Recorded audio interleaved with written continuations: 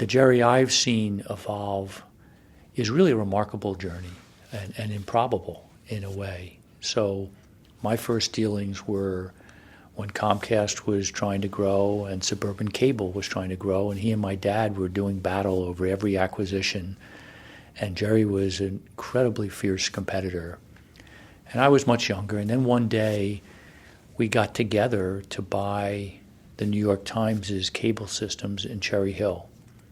And we were 50-50 partners with a additional partner for our partnership, and the gentleman Bruce Llewellyn.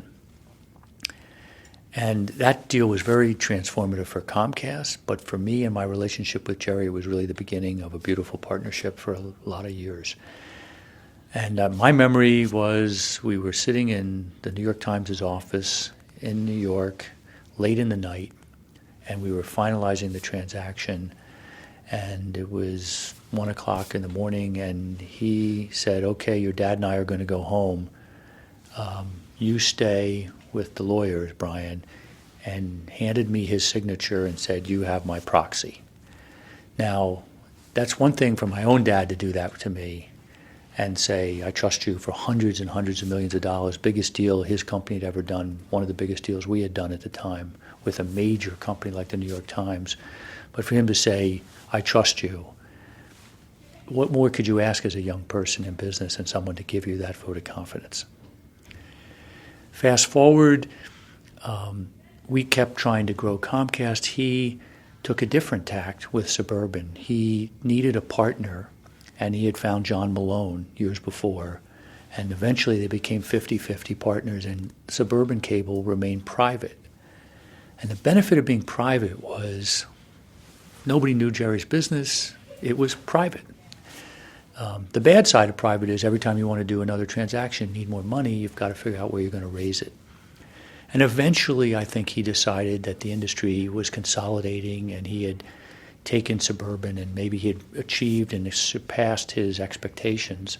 And so he really focused on, the next phase of life. And it turned out in a series of really awkward, complicated transactions that Comcast bought Jerry's company, but we really bought it from AT&T.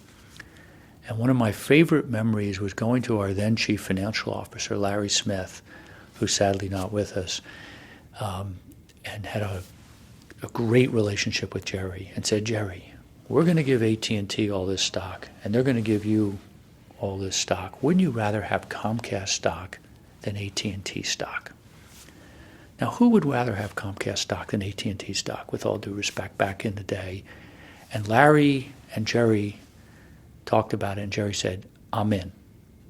And Jerry got a huge load of his financial resources then transferred from his own company into Comcast. And I think that was the second real moment where we bonded. And for years, when he became the best philanthropist Philadelphia's had in this generation, I used to joke, he's given away our money. But he did such a beautiful job and has changed our city and so many institutions.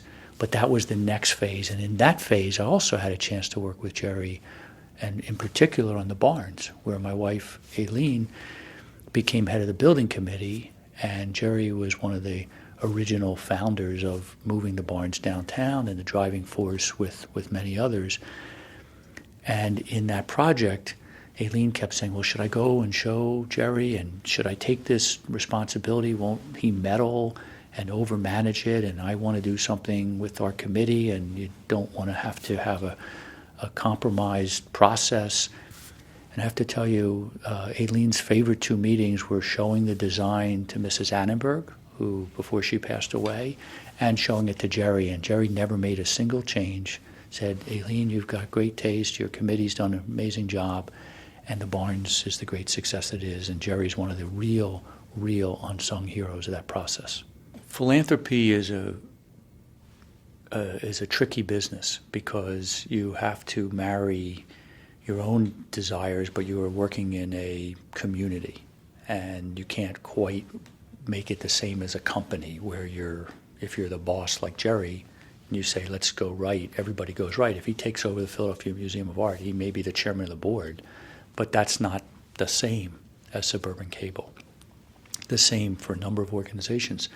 I've had that conversation even with Bill Gates, and I think people who have transitioned from business to philanthropy have to function very differently. And I think Jerry, as with Bill Gates and with the Giving Pledge that he's part of and other things, I think learned from other philanthropists and studied it and went about this with that Davis Polk lawyer mind and went about it not as a hobby, but as I'm going to really make a difference. And so I think if you're doing it, do it with that seriousness and that purpose. Is very rare for a city to have someone of that talent at that age with that financial resources as focused as Jerry's been. And I think a lot of us can learn from that example.